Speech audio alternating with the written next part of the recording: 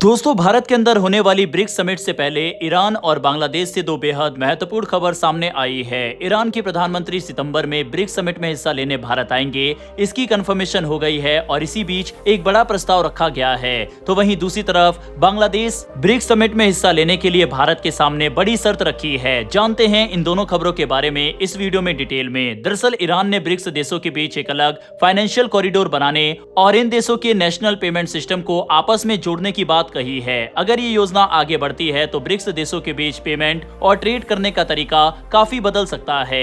ये प्रस्ताव ईरान के सेंट्रल बैंक के गवर्नर अब्दुल नासिर हेम्मती ने भारत में हुई ब्रिक्स फाइनेंस मिनिस्टर और सेंट्रल बैंक गवर्नर की पहली बैठक में रखा। उन्होंने कहा कि अब सिर्फ फाइनेंशियल कॉपरेशन पर चर्चा करने से आगे बढ़ने का समय आ गया है। ब्रिक्स देशों को ऐसा प्रैक्टिकल, सिक्योर और सस्टेनेबल सिस्टम बनाना चाहिए जिससे एक देश से दूसरे देश में पेमेंट और सेटलमेंट आसानी से हो सके। आसान भाषा में समझे तो अभी जब दो अलग अलग देशों के बीच व्यापार होता है तो पेमेंट के लिए कई बार इंटरनेशनल फाइनेंशियल सिस्टम्स और अलग अलग करेंसीज का इस्तेमाल करना पड़ता है। इसमें समय भी लग सकता है और ट्रांजैक्शन कॉस्ट भी बढ़ सकता है। ईरान चाहता है कि ब्रिक्स देशों के अपने पेमेंट सिस्टम को आपस में कनेक्ट किया जाए ताकि देशों के बीच सीधे और तेजी से पेमेंट किए जा सके। ईरान के सेंट्रल बैंक गवर्नर ने नेशनल करेंसीज के ज्यादा इस्तेमाल पर भी जोर दिया, यानी ब्रिक्स देशों के बीच व्यापार में सिर्फ किसी एक इंटरनेशनल करेंसीज पर निर्भर रहने की बजाय सदस्य देश अपनी अपनी करेंसीज में ज्यादा ट्रांजैक्शन कर सके।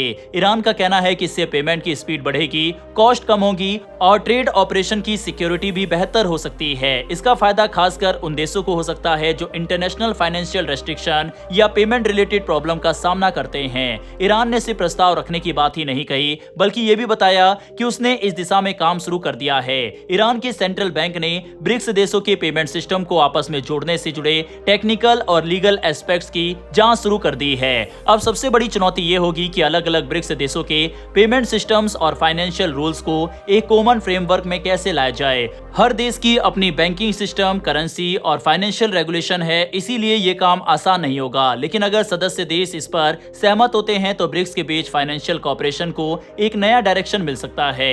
ईरान पहले भी ब्रिक्स के साथ फाइनेंशियल कॉपरेशन बढ़ाने की बात करता रहा है।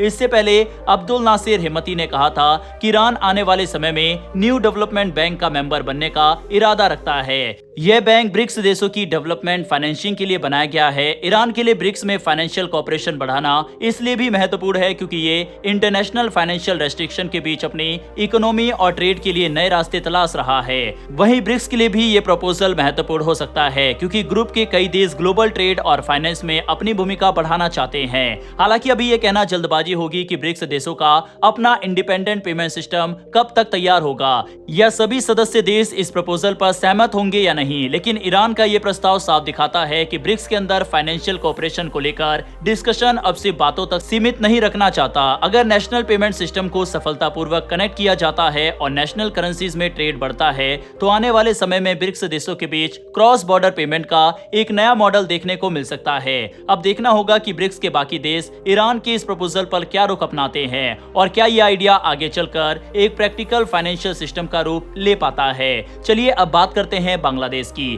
भारत और बांग्लादेश के बीच इस समय दो ऐसी खबरें सामने आई है जो काफी दिलचस्प है। एक तरफ भारत ने बांग्लादेश के प्रधानमंत्री तारिक रहमान को ब्रिक्स सम्मेलन में शामिल होने का न्योता दिया है, लेकिन दूसरी तरफ बांग्लादेश की तरफ से इस न्योते को लेकर एक शर्त रखी गई है। वहीं इस समय बांग्लादेश भारत से ज्यादा डीजल सप्लाई करने की मांग भी कर रहा है, यानी एक तरफ शर्त और दूसरी तरफ मदद की मांग। सबसे पहले ब्रिक्स वाले मामले को समझते हैं। भारत ने बांग्लादेश के प्रधानमंत्री तारिक रहमान को सितंबर में होने वाली ब्रिक्स सम्मेलन में शामिल होने का न्योता दिया है। हालांकि बांग्लादेश ब्रिक्स का सदस्य देश नहीं है। फिर सवाल आता है कि भारत ने बांग्लादेश को क्यों बुलाया है। इसका एक बड़ा कारण क्षेत्रीय संबंध है। बांग्लादेश बिम्स्टेक का हिस्सा है और इस समय बिम्स्टेक की अध्यक्षता भी बांग्लादेश के पास है। भारत बिम्स्टेक के जरिए भी बांग्लादेश के साथ संपर्क बनाए रखना चाहता है। इसके अलावा भारत ब्रिक्स के मंच के जरिए भी पड़ोसी देशों के साथ बातचीत और सहयोग बढ़ाने की कोशिश करता है। इसीलिए बांग्लादेश को ब्रिक्स सम्मेलन में बुलाना भारत की एक डिप्लोमेटिक आउट आउटरीच के तौर पर देखा जा सकता है, लेकिन न्योता मिलने के बाद मामला थोड़ा अलग हो गया। बांग्लादेश की तरफ से कहा गया कि अगर प्रधानमंत्री तारिक रहमान भारत के ब्रिक्स सम्मेलन में आते हैं तो भारत को पूर्व प्रधानमंत्री शेख हसीना को भारत से बाहर भेजना होगा।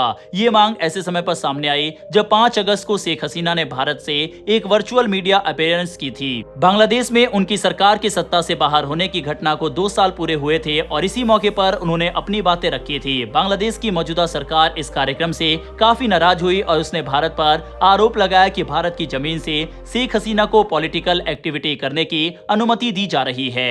भारत ने इस पर अपना पक्ष साफ किया। भारत की तरफ से कहा गया कि यह कार्यक्रम भारत सरकार ने आयोजित नहीं किया था, ये एक प्राइवेट मीडिया ऑर्गेनाइजेशन का कार्यक्रम था और इसमें भारत सरकार की कोई भूमिका नहीं थी। अब इसी पूरे विवाद के बीच बांग्लादेश की तरफ से ब्रिक्स सम्मेलन के न्योता को लेकर शर्त सामने आई है। भारत के बांग्लादेश में मौजूद भारतीय प्रतिनिधि के साथ हुई मुलाकात में ये बात रखी गई कि अगर शेख हसीना के खिलाफ कार्रवाई की जाती है तभी ब्रिक्स के न्योते को स्वीकार करने पर विचार किया जाएगा। लेकिन दोस्तों, कहानी का दूसरा हिस्सा भी इससे ज्यादा इंटरेस्टिंग है। जिस समय बांग्लादेश भारत के सामने शर्त रख रहा है उसी समय वह भारत से डीजल की ज्यादा सप्लाई की मांग भी कर रहा है। बांग्लादेश इस समय एनर्जी और फ्यूल की समस्या से गुजर रहा है। बिजली की जरूरत के साथ साथ देश में फ्यूल की मांग भी बनी हुई है। इसी वजह से बांग्लादेश के ऊर्जा मंत्री ने भारत के प्रतिनिधि से मुलाकात की और डीजल की सप्लाई बढ़ाने की मांग रखी। भारत और बांग्लादेश के बीच पहले से ही एक फ्रेंडशिप पाइपलाइन मौजूद है जिसके जरिए भारत से बांग्लादेश को डीजल भेजा जाता है। मुश्किल समय में भारत पहले भी बांग्लादेश की मदद कर चुका है। मार्च और अप्रैल के दौरान भारत ने करीब 30,000 टन डीजल बांग्लादेश को भेजा था, लेकिन इस बार भारत का जवाब पहले जैसा सीधा नहीं था। भारत के विदेश मंत्रालय के प्रवक्ता रणधीर जायसवाल ने कहा है कि बांग्लादेश की तरफ से डीजल की नई मांग आई है और भारत इस रिक्वेस्ट को एग्जामिन कर रहा है। इसका मतलब साफ है कि भारत पहले अपनी जरूरतों और उपलब्धता को देखेगा। भारत की डोमेस्टिक रिक्वायरमेंट क्या है, रिफाइनरी कैपेसिटी कितनी है, इन सभी चीजों को ध्यान में रखकर फैसला लिया जाएगा। ये जवाब इसलिए भी ध्यान देने लायक है क्योंकि भारत ने तुरंत हाँ या ना नहीं कहा। भारत ने सिर्फ इतना कहा है कि रिक्वेस्ट को देखा जा रहा है और आगे जो फैसला होगा उसके बारे में जानकारी दी जाएगी। वहीं ब्रिक्स के न्योते को लेकर भी भारत ने काफी शांत जवाब दिया। विदेश मंत्रालय ने कहा कि बांग्लादेश को ब्रिक्स सम्मेलन और बायलैटरल मीटिंग के लिए न्योता भेजा गया है। अगर इसको लेकर कोई प्रोग्रेस होती है तो इसकी जानकारी दी जाएगी। यानी भारत ने फिलहाल इस पूरे मामले में कोई जल्दबाजी नहीं दिखाई। एक तरफ बांग्लादेश भारत से राजनीतिक मुद्दे पर अपनी शर्त रख रहा है और दूसरी तरफ एनर्जी क्राइसिस के समय भारत से मदद भी मांग रहा है। ऐसे में आने वाले दिनों में भारत और बांग्लादेश के रिश्तों की दिशा काफी इंटरेस्टिंग रहने वाली है। अब देखना यह होगा कि क्या तारिक रहमान ब्रिक्स सम्मेलन में भारत आते हैं, क्या बांग्लादेश अपनी शर्त पर कायम रहता है और सबसे बड़ा सवाल, भारत डीजल की नई मांग को मंजूरी देता है या नहीं। आपको क्या लगता है, भारत को बांग्लादेश की डीजल मांग लेनी चाहिए या पहले अपनी जरूरत को प्राथमिकता देनी चाहिए? अपनी राय कमेंट बॉक्स में लिखकर बताइएगा। डेली ऐसी वीडियो के लिए नीचे दिए गए सब्सक्राइब बटन को प्रेस कर बेल आइकन को जरूर दबा लें। फिर मिलेंगे ऐसी एक नई वीडियो के साथ। धन्यवाद। जय हिंद, जय भारत।